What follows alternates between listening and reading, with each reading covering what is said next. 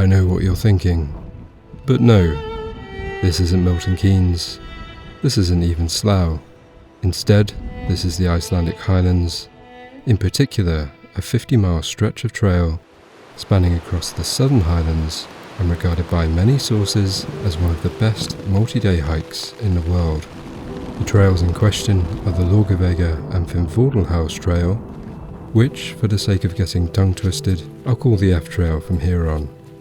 Together, this makes for a journey across a landscape which will vary vastly day by day as you pass volcanoes, glaciers, countless waterfalls, both big and small, black sand deserts, icy cold river crossings, as well as the occasional sheep. In this video, I wanted to share my experiences of completing these trails, but also share the details I have come to learn that will be helpful for anyone else wanting to do the same. The Icelandic Highlands are a brutal and unforgiving place, and as a result, the trails are only officially open from mid-June to mid-September. It is in this time where the snows have mostly melted, allowing simple hikers like me access to the rugged terrain within. But don't let the term hiking season lure you into a false sense of security, as the weather doesn't always play nice. Settled conditions are a possibility, but you may equally experience freezing temperatures, powerful winds, thick fog, torrential downpours, and even snowfall. You can also throw in close to 24 hours of daylight in June and July, so bring an eye mask.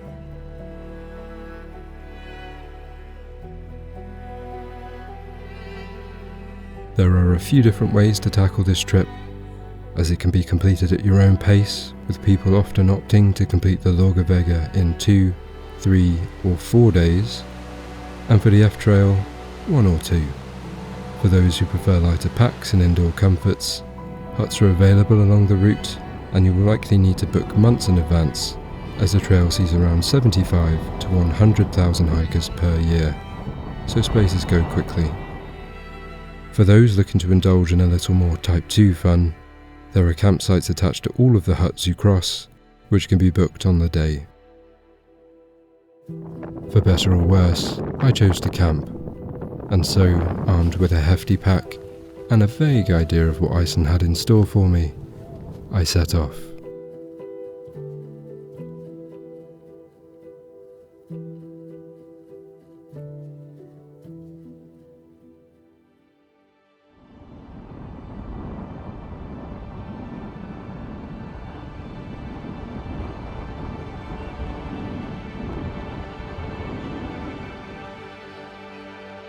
The trail begins in Landmannalaugar, but first you need to get there. Not accessible by your typical vehicle, and since the trail concludes a multi-day trek from its start, the best option is via coach. I use the coach company Arctic Adventures, but there are many others which serve to ferry keen hikers from Reykjavik over the rough terrain to the trailhead via their raised, rugged and semi-aquatic vehicles. This takes approximately 3 hours and costs £70, which felt like a good deal, although it is a touch bumpy. On arrival, there is a campsite, hut, bathroom and hot spring, but we didn't linger long before stepping away from the initial heave of people and started making ground. Landmannalaugar is a melting pot of geological oddities and wastes no time before exposing you to its gnarly particulars.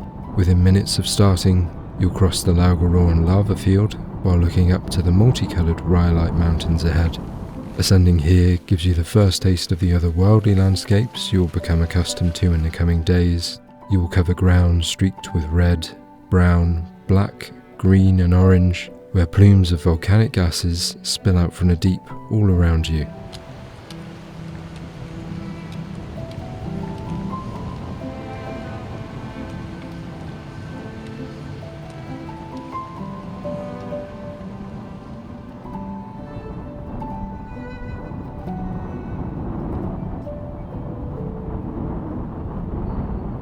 You'll find early on that the trail is well signposted, with numbered trail markers counting you down from over 400 all the way down to post number 1, marking the trail's end.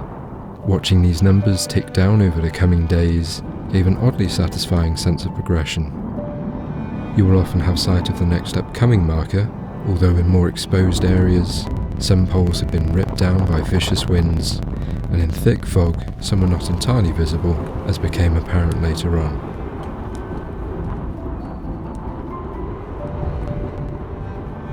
As you make your way, you will find snow crossings, although mostly compacted and non-troublesome.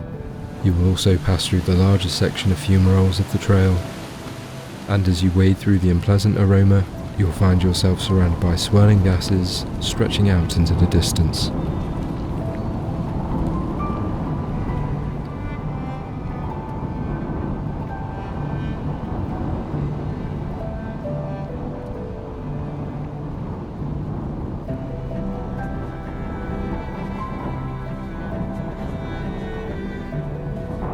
The planned end of day one was a hut at Hraftanuska, just off from the mountain summit.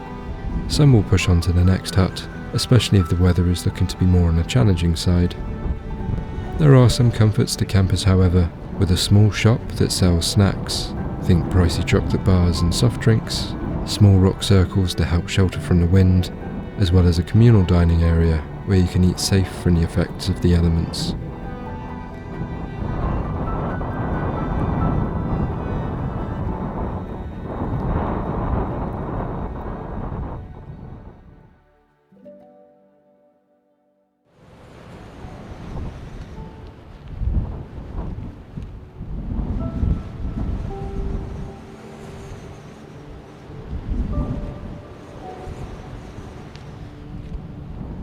It was a tough morning to leave the sleeping bag.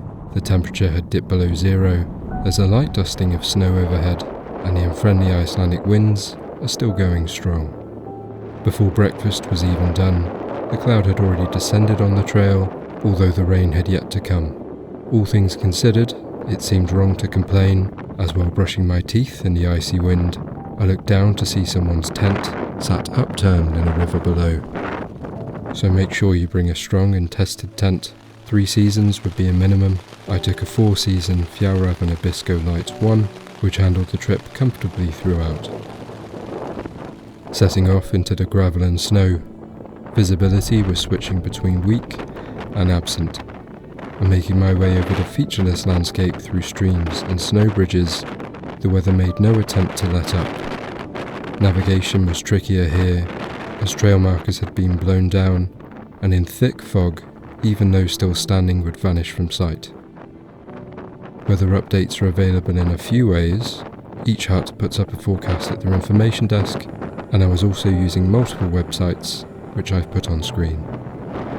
Admittedly, none were particularly reliable, but they did collectively warn of very heavy rain looming for day 4. But we needed to get through day 2 first. The day went on to show the importance of appropriate clothing. A good quality waterproof jacket, trousers and hiking boots were all an essential part of keeping the day manageable, and being caught out without these could have ended very badly. As we pushed on, the rain became heavier and heavier, and winds stayed strong, making filming impossible and hiking draining.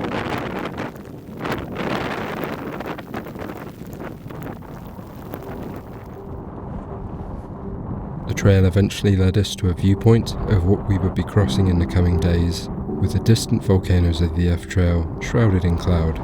Given what had been a challenging start to the day, and to morale, we descended quickly to the next campsite. The planned camp for the day was Laugavegur, a picturesque spot, but with one key issue.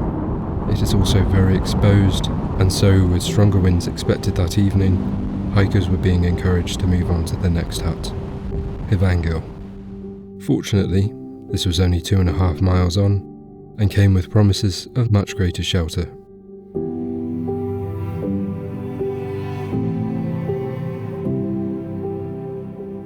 Before setting off, we were surprised to learn that Laugavegur had a small lakeside restaurant. Not quite Nando's, but after the morning we'd had, soup, sandwiches, snacks, tea and coffee were all very welcome before moving on. The follow-up walk to Laugavegur was met with a break from the rain, but meant getting wet another way, as this was the first of the bigger river crossings on trail. The river, while not particularly deep, was cold, as rivers in this area are glacier runoffs. It's worth noting that the riverbed can be made up of sharp stones, so some form of foot protection is worth considering.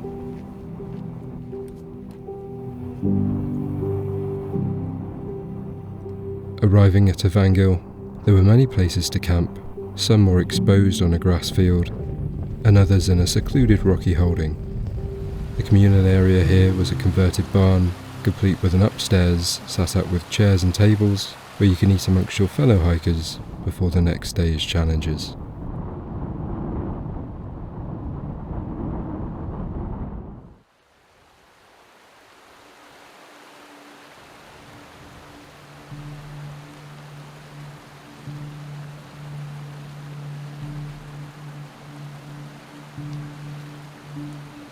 Today's big decision. Do we push through 2 days in one and avoid tomorrow's promised heavy rain, or do we accept whatever the weather throws our way? Pushing on would mean reaching Thorsmork and having indoor shelter from the storm, so with a focus on making miles, there was less video from this day. Setting off from Laugavegur and the river crossings wasted no time. The first came with a bridge, the second a wider and achingly cold crossing, although I can say if you're going back for a camera, it is warmer on the second and third try. It's around here that the black sands begin to appear. This isn't just a feature of the landscape, but a relentless presence, and expect to find it everywhere. Pockets, bag, tent, boots, and on a windy day, that means your eyes too.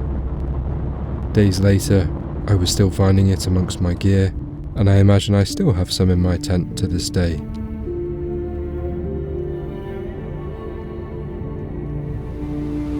The day was flat and relatively easygoing, and walking through this lunar landscape surrounded by smaller peaks made for another shot of variety on the trail. And there is little change to the day as you make your way step by step through the dusty expanse. On reaching camp at Umstra and being presented with the most cosy campsite we had encountered, and after snacks from the information hut, we made the decision to stay and take whatever tomorrow had to throw at us. Umstra campsite is nestled in a small valley next to a gentle stream bordered by some of the first greenery I had seen so far, and the first option for a side trip arose here. The canyon.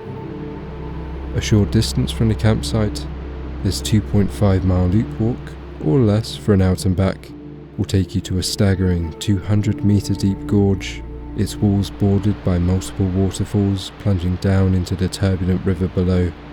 The canyon itself is thought to be around 2,000 years old, formed by an enormous glacial flood, triggered by the infamous Katla volcano. As Katla is tucked away under a glacier, its eruption resulted in catastrophic meltwater floods, which tore through the landscape, leaving the massive gorge we see to this day.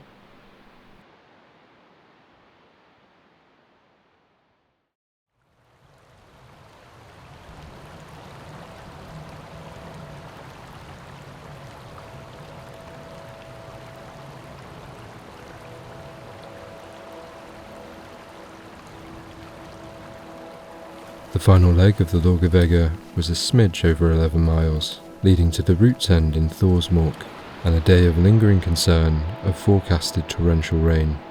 But, in what now felt like typical fashion, the forecast never materialised, and instead we were glad to be greeted with a grey and moody day, with thick dark clouds and sporadic bursts of rain. The day started with more of the black sand I'd become accustomed to, before passing beneath Jökull, a tongue of the massive glacier which had been looming in the distance since the end of day one. Its meltwater had formed a ferocious river which carved through the rock where a small bridge had been squeezed in to allow passage of what would have otherwise been a dead end.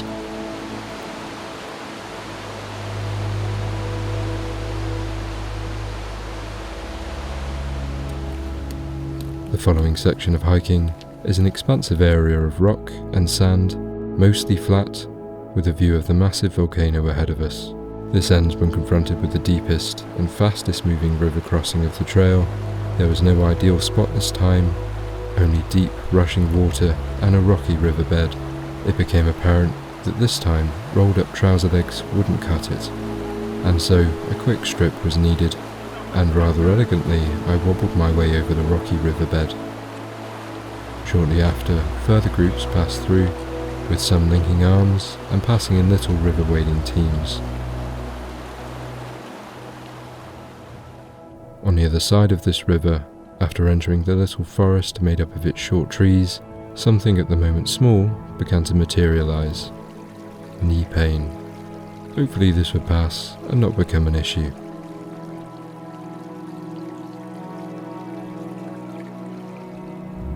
For those continuing onto the F Trail, Thorsmork volcano huts offers a good place of rest. A short detour from the main trail, there are multiple accommodation options, and we were lucky enough to snag a small shared cottage on a few hours' notice. There's also a restaurant serving burgers and other trail luxuries, a souvenir shop and steam room. This is also the only spot where we could recharge batteries. So I crossed my fingers that these home comforts would grant me fresh knees for what was to come.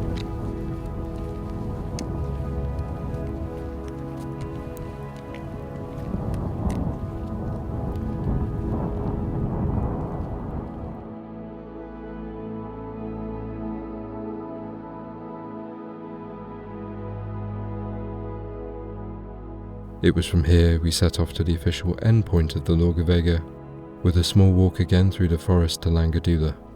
Here there are a number of grassy tent pitches, a celebratory atmosphere, and buses rolling in to collect those heading back to civilization. However, we still had another trail to go, and one that was steeper, rougher, and had the weather to match.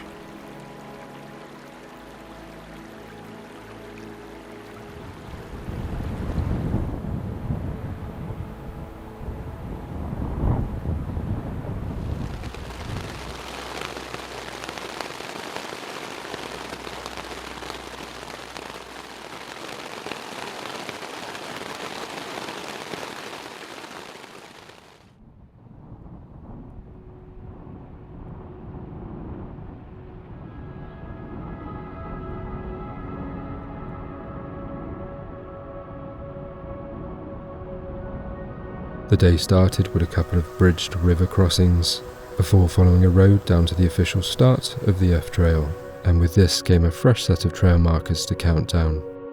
Many hikers will complete this trail in one day, but there are 2 mountain huts around the halfway mark, so splitting it into 2 is also an option. The F Trail starts out much steeper than the Laugavegur, and with my dramatic little knees, I had to be more selective with what I filmed. This turned out to be quite the challenge, as points of interest would emerge every few steps. Much like the landscape, the weather changed frequently and abruptly, switching from rain to wind to fog to sun, multiple times and often within a few minutes. As you make your way up the approximately 960 metres of jagged ascent, you will soon reach a seemingly out-of-place plateau. The walk along, surrounded by peaks, volcanoes and glaciers, with a view of the upcoming ascent, was on this day obscured by giant pillars of white cloud drifting up from the surrounding valleys.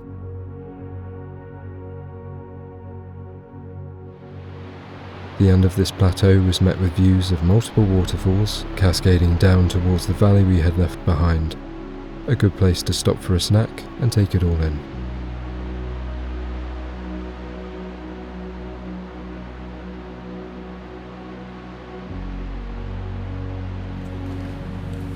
From here, a chain-guided walk leads you into more volcanic territory, as you make your way to the pass between 2 volcanoes, Eyjafjall and Katla, leaving the green behind and entering a landscape of volcanic black rock. Upon moving higher, the weather became even more changeable, and navigating over the gnarled rock, we were met with snow, dense fog and flashes of heavy rain.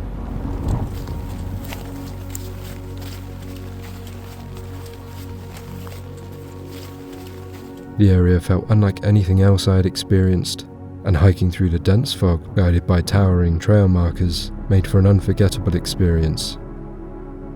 After all the day had thrown at us, and in keeping with the rapidly changing conditions, the sun made a long overdue, albeit brief appearance, as we approached the highest point.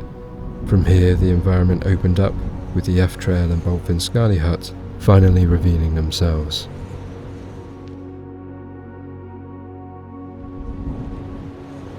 This was the first and only hut with no communal area, and so with winds and temperatures harsher than even Hraftanuska, we huddled up in a cloakroom for dinner before the final day.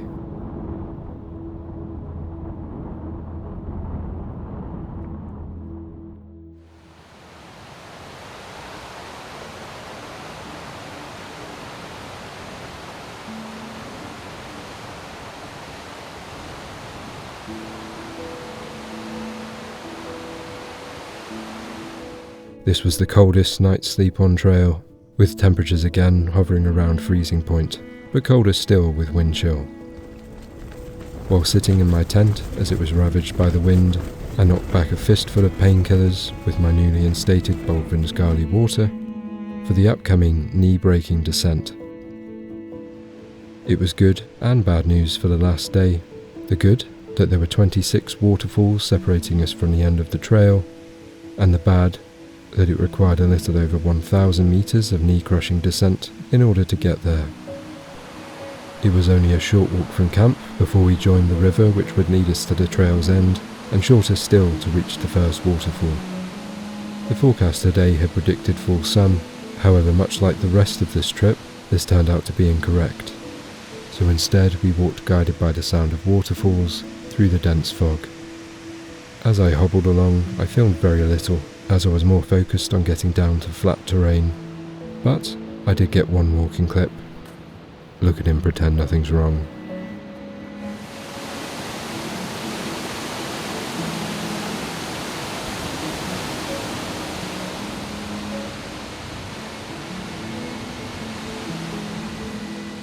As you pass the less known and unnamed waterfalls, you will start to make your way to progressively bigger and more impressive falls. The final stretch brings bigger crowds of day hikers, mirroring the beginning of the trip. This continues until we reach the biggest of them all, Skogafoss. Standing at 60 meters high, this iconic landmark of Iceland also marks the official endpoint of the F Trail. Before my knees even had a chance to let out a sigh of relief, we had already set out for food. Fortunately, there's a spot to eat just a 1-minute walk away. Here you can deservedly overindulge, get the coach back, or stay at the campsite which sits within viewing distance of Skogafoss. And that's it. For those still watching, consider subscribing if you enjoyed the video, and if there are any questions about the trip, just put them in the comment section below.